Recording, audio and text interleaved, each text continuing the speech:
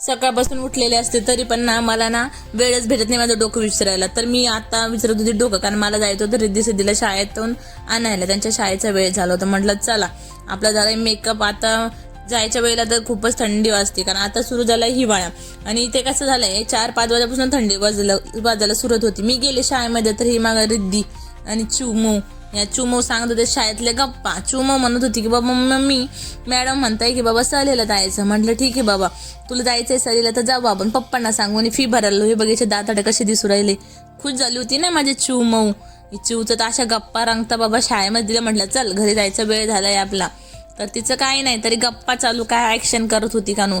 सगळ्या दिवसभरातील झालेल्या गोष्टी शाळेतल्या सांगत. ही बघा आमची हिरोईन मस्तपैकी हिरोईन सारखं शोटर घालून आणि ही इकडे शायनिंग मारत चालली. आमच्या मॅडमांना नुसतं शायनिंग मारायचं सांगा बस, आणि उड्या मारायच्या सांगा.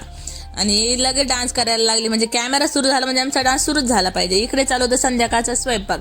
मी केलं होतं डुबुकोडा. आता तुमच्याकडे काय म्हणता काय माहित नाही. ओढ्याची भाजी काळ्या मसाल्यामध्ये डाळीच्या पिठामधले ओढे तोडता, तशी मी भाजी केली होती. आता सगळीकडे वेगवेगळं म्हणता.